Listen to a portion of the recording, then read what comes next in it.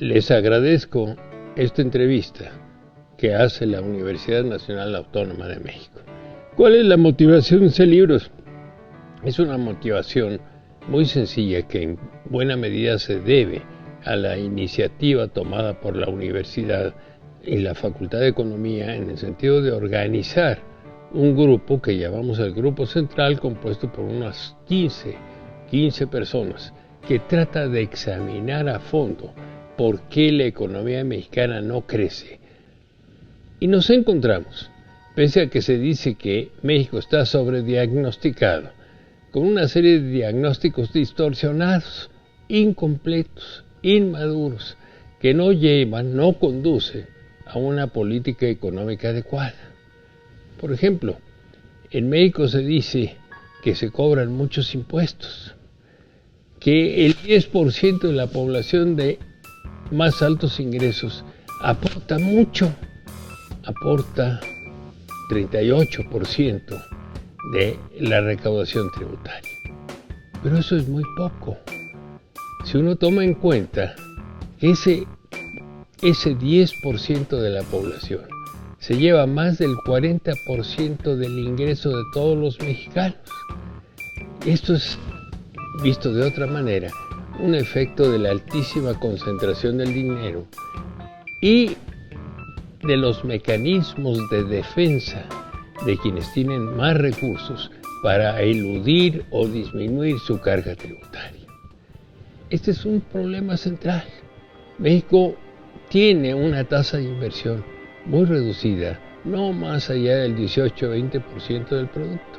Y la inversión pública se ha desplomado de representar el 10% del producto en estos años. Últimos años no representa más que el 3 o 4%. Si hace falta inversión pública, entonces la economía no puede reaccionar ni genera economías externas que nos den competitividad. ¿Por qué se cobran tan bajos impuestos en México? Veamos. En México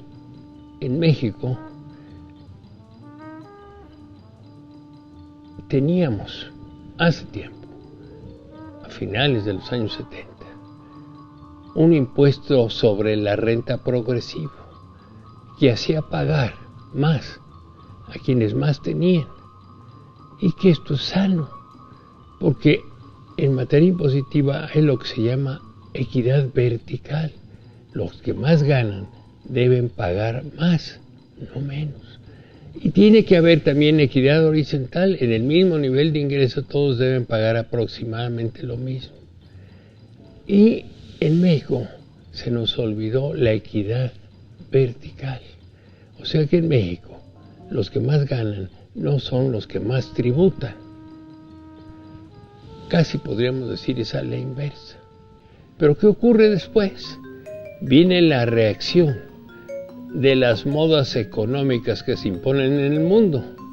Y entonces se dice que los impuestos directos son malos porque desalientan el ahorro y la inversión.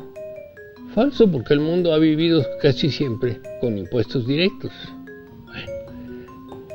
Y que lo que hay que hacer es cobrar impuestos indirectos, es decir, aquellos que no tienen justicia vertical, aquellos que pagamos parejo todos independientemente de si somos ricos o pobres.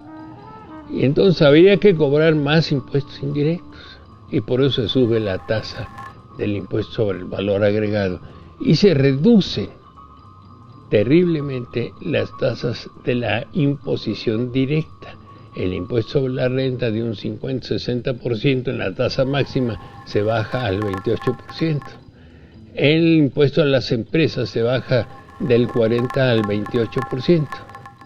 Y entonces, ¿qué es lo que quedaba? Cobrar más impuestos a través de la elevación del IVA. Y simultáneamente, no solo hicimos eso, sino que eliminamos para abrir las fronteras todos los impuestos al comercio exterior, que nos aportaban alrededor del 25-30% de las recaudaciones. Entonces, si bajamos impuestos sobre la renta, bajamos impuestos al comercio exterior, pues descobijamos los ingresos del gobierno porque solo subimos el IVA. ¿Cómo compensar esto? Compensar esto, se nos ocurre una cosa, con ingresos petroleros. Quitémosle a Pemex los ingresos petroleros.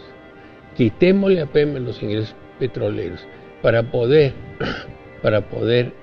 compensar y financiar al Estado mexicano y sus responsabilidades. Y se los empezamos a quitar. A tal punto se los hemos quitado que Pemex tributa más del 100% de sus utilidades y por eso está en pérdidas. De los ingresos fiscales totales, Pemex contribuyó el año pasado, con el 35%. Y entonces vean ustedes aquí una enorme disparidad que no está recogida bien en los diagnósticos. Si uno ve las campañas, ¿qué encuentra? Que para muchos en este país, por lo menos lo que se publicita, la reforma fiscal de fondo consistiría en ¿qué? En generalizar el IVA a alimentos y medicinas. Pero también esto contribuye a concentrar y hacer inequitativa la distribución del ingreso, porque las familias más pobres de este país, el 10% más pobre, gasta en alimentos y medicinas como el 50% de su ingreso. Entonces, generalizar el IVA sí significa recaudar más de los ricos, pero significa también angostar los niveles angustiosos de renta que tienen los más pobres. Pero además, todo esto es en gran medida publicitario. ¿Por qué? Porque si generalizáramos el IVA, ¿cuánto más íbamos a recaudar? ¿Cuánto creen?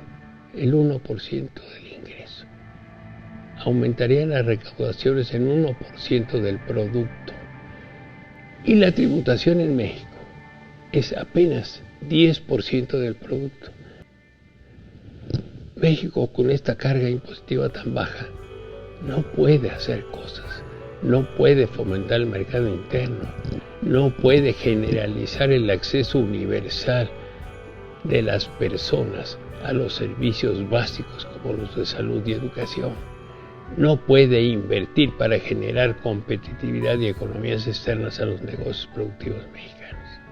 Bueno, este es, en esencia, dicho brevemente, el problema tributario central de México, que tenemos que atender e ir resolviendo poco a poco, porque ya hemos creado una maraña de intereses contrarios a todo esto y distorsionadoras incluso del diagnóstico.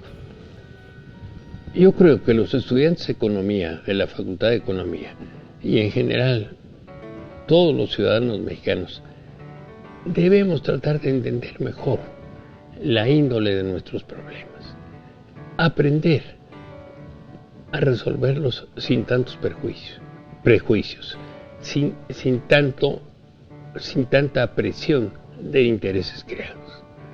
Y esto es esencial para toda universidad que quiere enseñar con la verdad y con objetividad cuáles son las soluciones para nuestro país.